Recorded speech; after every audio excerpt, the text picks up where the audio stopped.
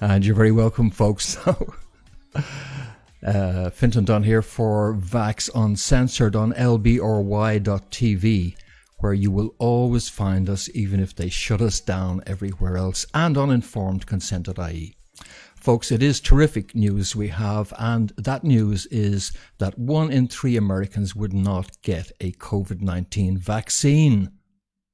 That news comes from a poll which was conducted, and details of which were released just in the last few days.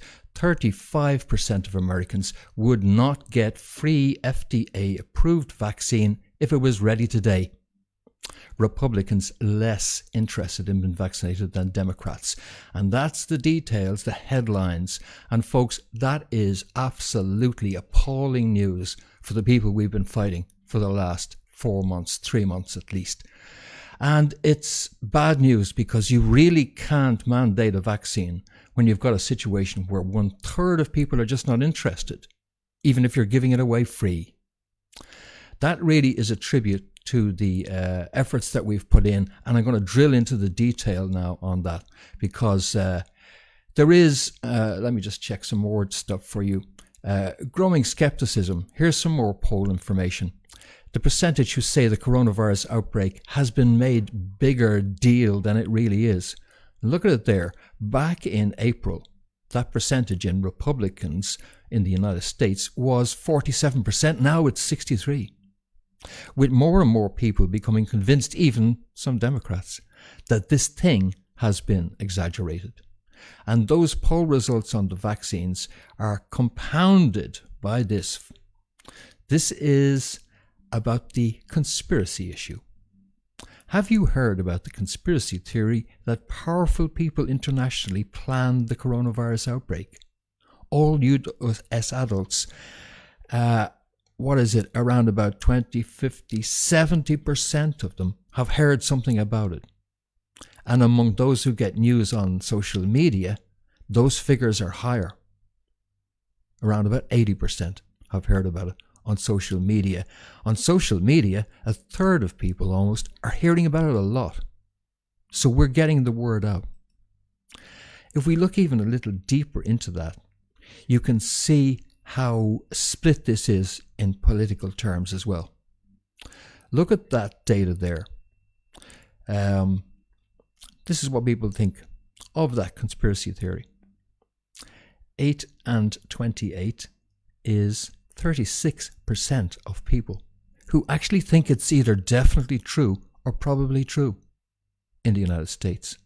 That's over 1/3 of people in the United States who actually think that this was planned. So much for their control of the media and their control of the narrative, because we've taken that narrative away from them completely. If you look at it in terms of party affiliation, it's even more striking, where Republicans, 47% of them think that it was planned, probably or definitely,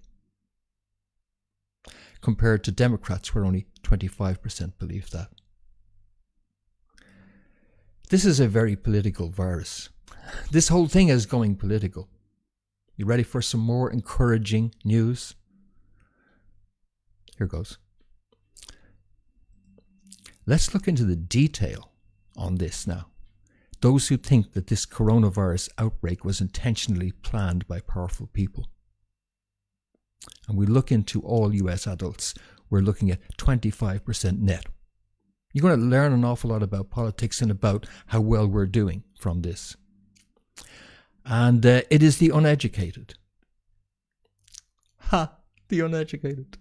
I love it. It is the uneducated, high school or less, who are most skeptical, most convinced that this was planned.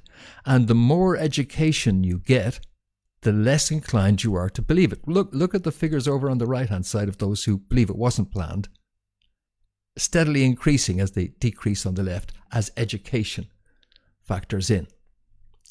Thus proving that education is merely indoctrination.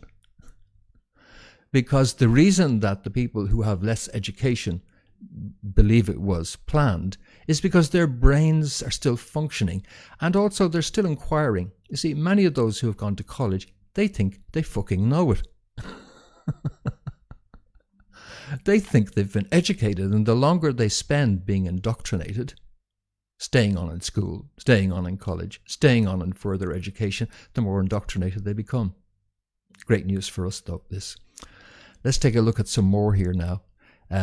Among Democrats, as you can see, few are inclined to believe it was planned. Nevertheless, it is a fairly healthy 15% of Democrats think this thing was planned. And even if we go to sort of conservatives in general, 24%, liberals are not that convinced at all. But among Republicans, we have conservatives and Republicans around a third or more. Taking a look now at the race element of this, the more white you are, the less inclined you are to believe that this was planned. Whereas blacks and Hispanics are pretty convinced, along with the Republicans, that it was. Then take a look at the figures for men and women. I couldn't believe this, folks. I've never seen the likes of this before, because usually conspiracies, it's the guys who lead the way. But not here. We have men, 21%, think that it was planned. Women, 29%, think it was planned. It must be intuition or something. And we take a look finally at the age breakdown on this, and we see that it is relatively well spread, but those over 65 are less inclined to believe that. That is absolutely terrific news. And the news especially, I just tracked back through some of that for you. The percentages of people who believe, the number of people who've actually heard about this, and then the growing feeling that this has been exaggerated, and finally that headline figure that 1/3 of Americans would not get a COVID-19 vaccine. Now, considering that we have had the entirety of the political establishment, the entirety of the media establishment, and the entirety of the university, higher education sector, all the scholars lined up en masse now, not entirely. I agree there are people who have stood up, but in terms of the sheer volume of propaganda that has been pumped out, to be getting this kind of a result at this stage of the game is a terrific outcome, folks. And it's very encouraging for me. And I think that when you're talking about a solid block there of people, around about 1/3 of the population who just simply are not interested in the United States, that's going to be hard to shift. You're not really going to get yourself around that. And when we also look at the way it's split in terms of Republicans and Democrats, we've got a significant problem, because 8 out of 10 Democrats will be prepared to get this vaccine in the United States, whereas a minority of Republicans, only 47% of Republicans, are interested in this vaccine. It really has split along party lines, hasn't it? It absolutely has. 8 out of 10 Democrats want the vaccine. A minority of Republicans are interested. So we have won in Republicans in the United States. 53% of them, no interest. Nice. Nice. And we're only getting going. And they're really hitting the most difficult period now of resistance, which it is growing. And it is time, I think, to move forward now to active resistance. Active resistance. Because the momentum is with us. Of course, we're heading towards the end of August.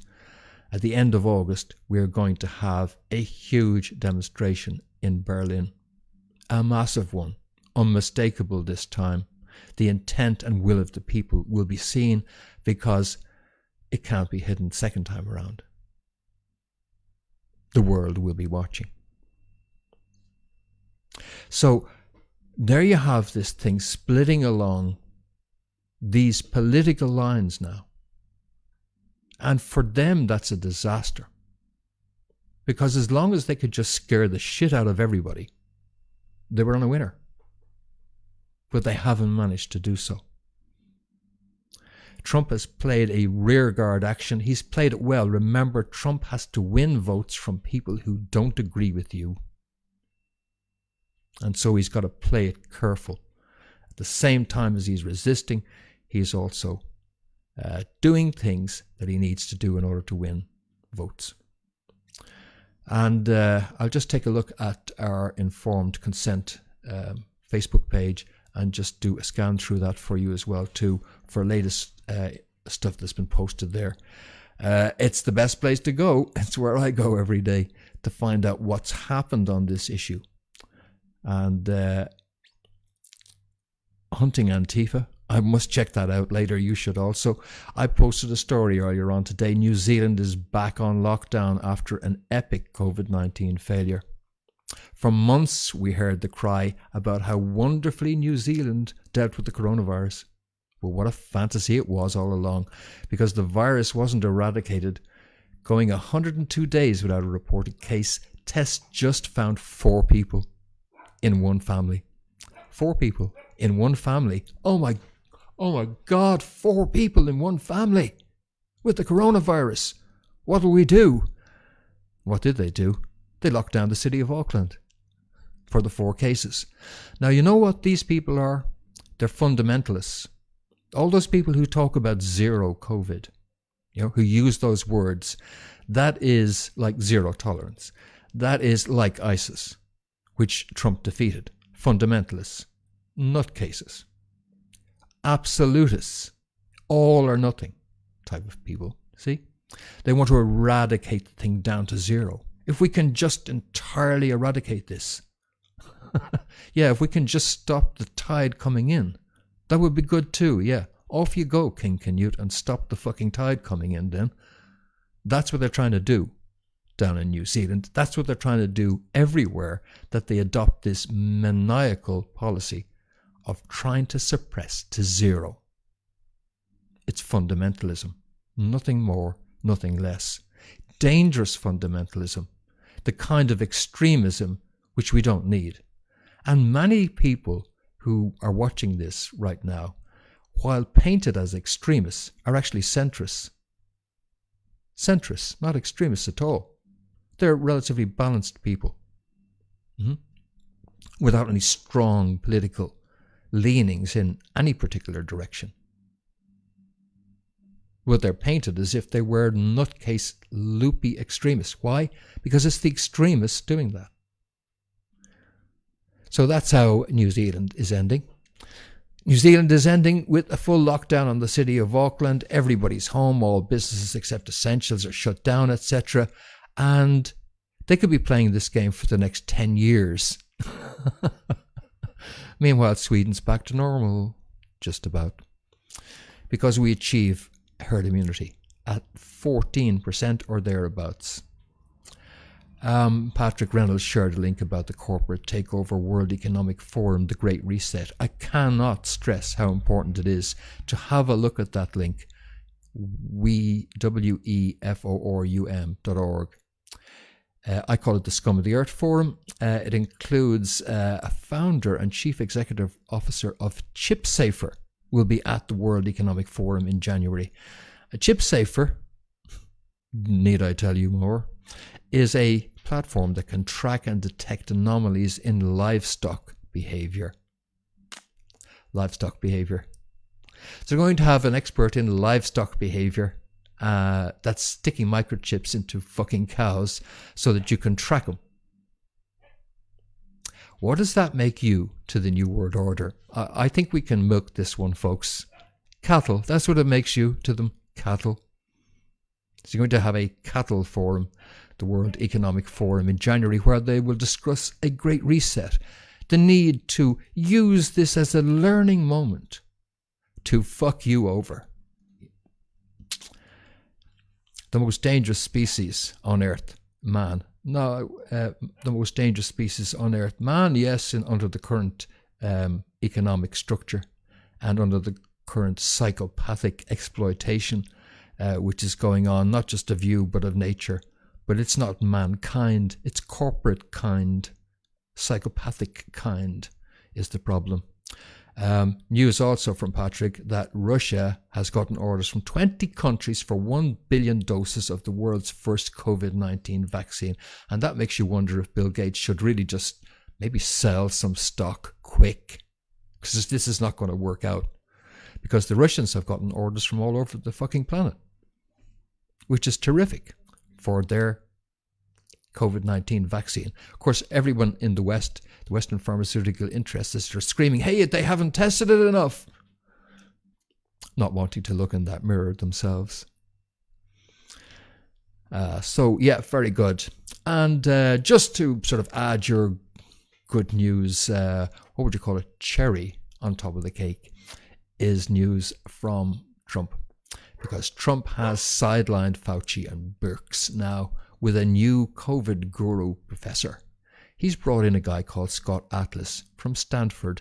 Stanford is the people who did those early tests which showed that there was a huge prevalence of COVID, the sort of information that nobody else wanted to come out. And so he's brought him in to his coronavirus team. And he said that he has many great ideas. Yeah, he's many great ideas, like getting the schools back open and not being stupid. So Trump has been attacking Birx on the schools issue, and he has been dissing. So he's done quite a bit of work on. He's been dissing Fauci and Birx relentlessly, while at the same time he's holding these briefings and making sure that he can't be portrayed by the Democrats as soft on the virus. But at the same time, he's undermining them step by step by step. And this is another move, a great move, and just shows you the confidence he has now moving forward. So, yes, as Russia announces a coronavirus vaccine, mainstream media suddenly discovers the meaning of skepticism. A distressing incident which took place in Melbourne, where a teenager, or was she? Yeah. Was grabbed by the neck by a police officer. Check this stuff out yourself. Uninformed consent on Facebook.com. I'm not going to go through all this. I just want to give you the highlights as we gear up here to doing more and more of this kind of stuff on informedconsent.ie. The news is coming out about the lockdown and its true cost, and killed perhaps 185,000 in the UK in the long run. About 1 million years of life lost unnecessarily. I think there are other figures as well which indicate that might be 2 to 2.5 million life years lost.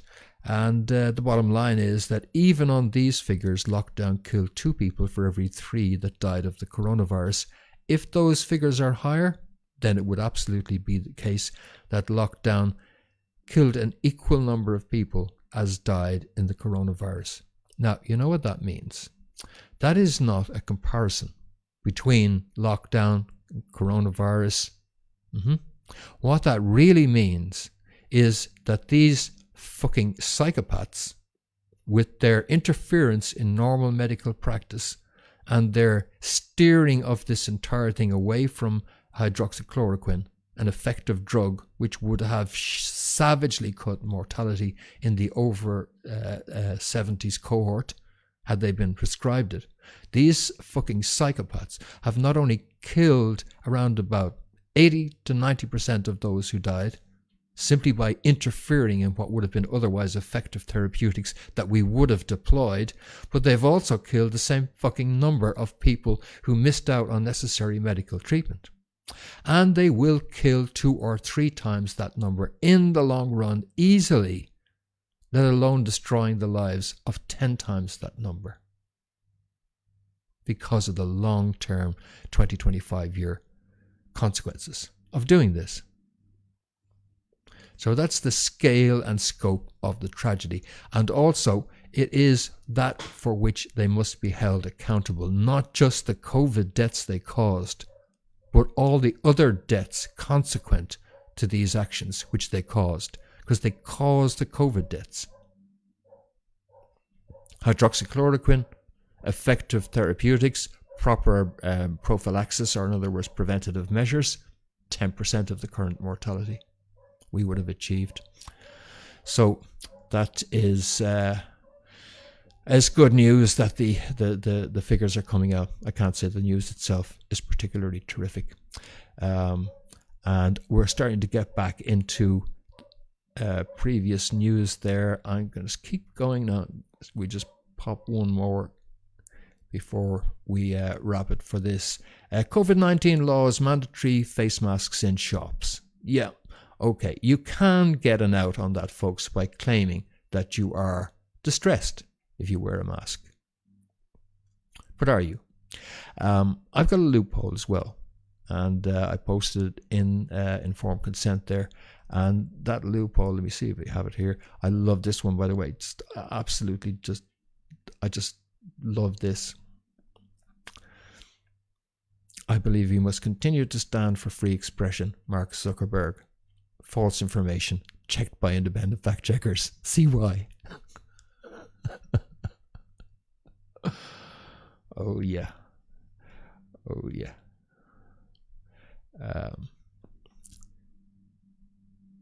So waiting for my Facebook to catch up here, and we'll see if we can find this, folks. If I can't, I'll wrap on it before we, because we may be having a problem finding it.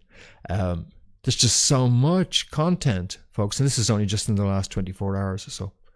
Check this out. Everything you ever wanted news-wise is in informed consent. Oh yeah, I asked people to prove to me that masks cause harm.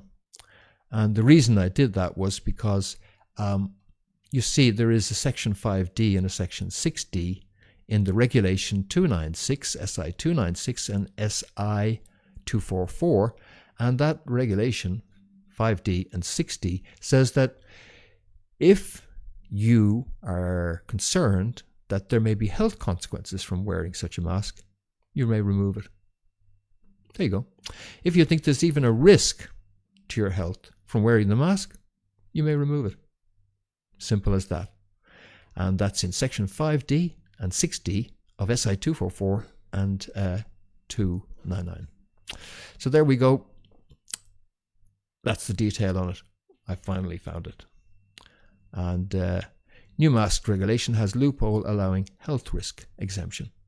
So anyone with reasonable grounds to consider the masks a personal health risk, you can be exempt. And you can check that out on informed consent. Have a little look through it there, and you will discover the real health risks that there are, because I detail them. And those health risks are considerable.